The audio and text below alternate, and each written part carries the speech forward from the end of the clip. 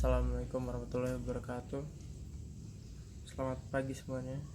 Perkenalkan, nama saya Raditya Pranajaya, grade 12 DCC Global School Bandar Lampung. Pada hari ini saya akan menjelaskan mengenai salah satu cabang permainan bola favorit saya, yaitu futsal. Seperti kita ketahui bersama bahwa olahraga merupakan aktivitas yang memiliki tujuan tertentu, seperti halnya melatih tubuh untuk kesehatan jasmani maupun rohani. Sehingga olahraga yang rutin dapat memiliki manfaat untuk menjaga kesehatan tubuh, dikarenakan metabolisme dalam tubuh dapat berjalan lancar.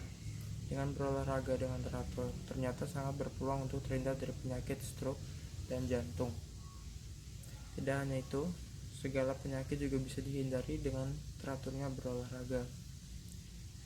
Futsal adalah olahraga bola yang dimainkan oleh dua tim yang masing-masing beranggotakan 5 orang. Tujuan olahraga futsal adalah memasukkan bola ke gawang lawan dengan menggunakan kaki, kepala, dan bagian tubuh kecuali tangan. Tidak seperti sepak bola, olahraga futsal dimainkan di ruang tertutup dan di tempat yang rata, dengan ukuran lapangan yang lebih kecil dan jumlah pemain yang lebih sedikit dari sepak bola. Juga lapangan futsal dibatasi garis bukan dengan net atau dengan sebuah papan. 1. Lapangan futsal harus berbentuk segi 4 yang ditandai dengan garis untuk pembatas. Warna garis harus berbeda dengan warna lapangan agar bisa dibedakan oleh setiap pemain. Ukuran lapangan futsal berstandar nasional memiliki panjang 25-42 meter dan lebar 15 per 15 meter. Ukuran lapangan futsal berstandar internasional memiliki panjang 38 per 42 meter dan lebar 18 per 25 meter. Permukaan lapangan futsal harus rata dan tidak abrasif. Disarankan permukaan lapangan terbuat dari kayu atau lantai parket dan bahan semisalnya, tetapi lurus menghindari penggunaan bahan beton atau cornblock. Lapangan futsal dibagi menjadi 2 bagian yang dipisahkan oleh garis yang disebut dengan garis tengah lapangan. Titik pusat ditandai dengan titik yang berbeda di tengah-tengah. Garis tengah lapangan yang dikelilingi lingkaran tengah dengan panjang jari-jari 3 meter. Garis batas lapangan selebar 8 cm meliputi garis samping, garis goyang, dan garis melintang tengah lapangan. Gawang, titik penalti, dan tendangan sudut. 1. Setengah lingkaran dengan jari-jari 6 meter ditarik sebagai pusat dari masing-masing tiang gawang. 2. Jarak titik penalti utama adalah 6 meter dari titik tengah gawang. 3. Jarak titik penalti kedua adalah 10 meter dari titik tengah garis gawang. 4. Gawang harus berada di tengah-tengah garis gawang. Ukuran gawang olahraga futsal adalah lebar gawang 3 meter dan tinggi gawang 2 meter. 5. Tiang gawang terbuat dari kayu, logam, atau bahan lainnya yang telah menjadi kesepakatan. 6. Warna tiang gawang dan mistar gawang harus berbeda dengan warna lapangan permainan. 7. Kedua tiang gawang dan mistar gawang memiliki lebar dan dalam yang sama, yaitu 8 cm. Jaring terbuat dari tali rami atau nilon dan dikaitkan pada tiang dan mistar gawang. Terakhir, busur tendangan sudut dengan radius 25 cm di setiap sudut lapangan olahraga futsal. Bola futsal berbentuk bulat dengan ukuran 4 minimum minimum keliling bola 62 cm dan maksimum 64 cm. Terbuat dari kulit atau bahan yang cocok lainnya. Lambangan bola 55 sampai 65 cm pada pantulan pertama. Bola kulit, laken atau bulu felt ball tidak diperbolehkan. Pemain futsal. Jumlah pemain utama untuk memulai pertandingan adalah 5 orang pemain dan salah satu pemain menjadi penjaga gawang. Jumlah pemain cadangan dari masing-masing tim maksimum adalah 7 orang pemain. Batas jumlah pergantian pemain dalam olahraga futsal tidak dibatasi, dan pemain yang sudah digantikan sebelumnya boleh bermain kembali. Pergantian pemain dapat dilakukan sewaktu-waktu selama pertandingan masih berlangsung.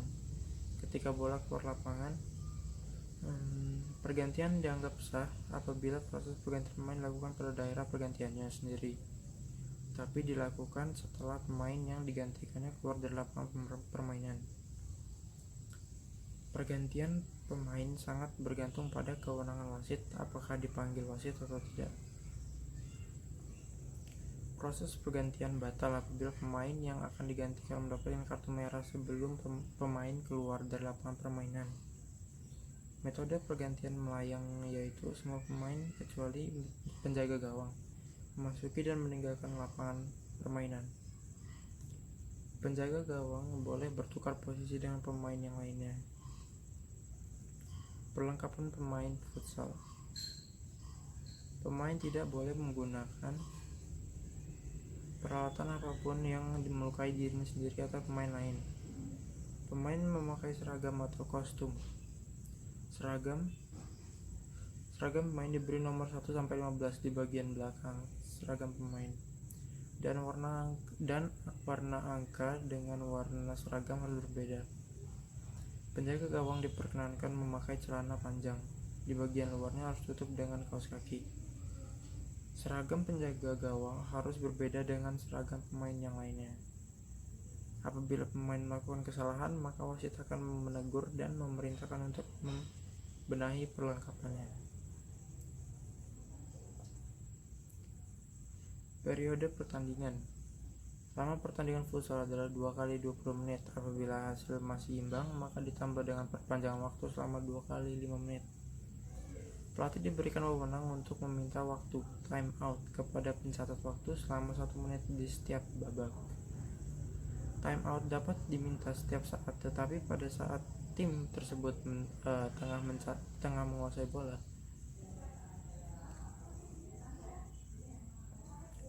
Ketika time out diberikan, semua pemain harus tetap berada di dalam lapangan permainan. Tim yang tidak meminta time out pada babak pertama, pada babak kedua hanya mendapat 1 kali time out. Jarak waktu istirahat antar babak adalah 10 menit atau tidak boleh lebih dari 15 menit.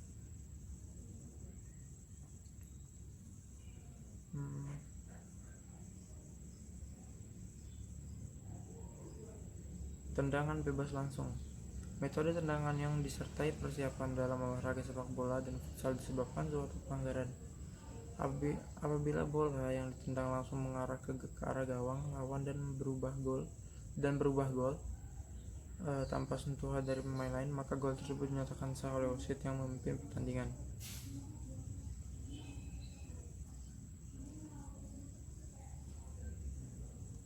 Tendangan bebas langsung diberikan kepada pihak lawan apabila pemain melakukan kesalahan-kesalahan di bawah ini. 1. Menendang atau mencoba untuk menendang lawan. 2. Menjegal atau mencoba untuk menjegal lawan. 3. Menerjang lawan. 4. Mendorong lawan hingga jatuh meskipun dengan bahunya. 5. Memukul atau mencoba memukul lawan. Karena meludah pada tubuh atau menghina lawan. Melakukan sliding tackle untuk merebut bola saat dikuasai oleh lawan. Memegang bola dengan sengaja. Apabila pemain melakukan pelanggaran di kotak penalti, maka wasit akan memberikan tendangan penalti pada lawan. Dan yang terakhir, handball atau bola mengenai tangan.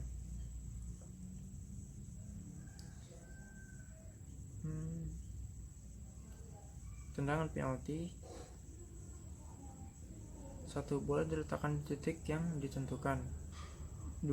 Penjaga gawang berada di belakang garis gawang sampai wasit meniup fluid atau saat wasit memberikan isyarat. Nomor 3. Penjaga gawang menghadap ke arah penendang dan berada di antara tiang gawang hingga bola ditendang. 4. Para pemain harus tetap berada di lapangan permainan. 5. Semua pemain harus berada di luar area penalti kecuali penendang dan penjaga gawang. Dan yang terakhir, minimal pemain berjarak 5 meter dari titik penalti. Aturan tendangan ke dalam. Harus diletakkan pada garis samping lapangan. Ditendang ke dalam lapangan atau ke arah manapun, pemain yang mengambil tendangan kakinya tidak boleh menyentuh garis atau pemain harus berada di luar lapangan.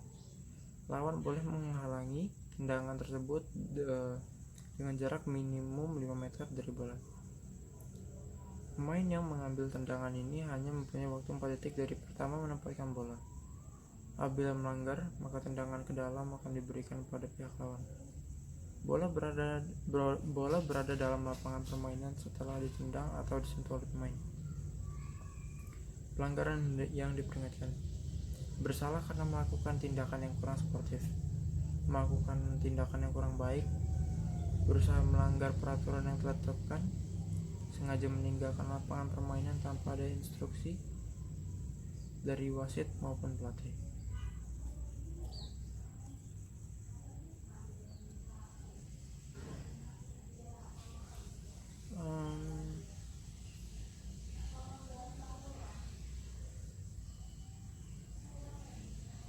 Apa sih penyebab kalian mendapatkan kartu merah saat bermain futsal? Pertama,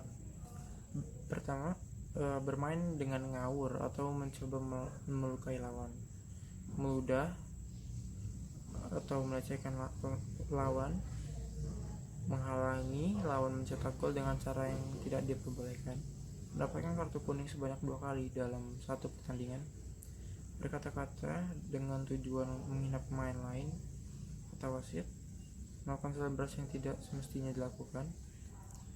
Oke, itulah demikianlah penjelasan saya mengenai teknik bermain futsal.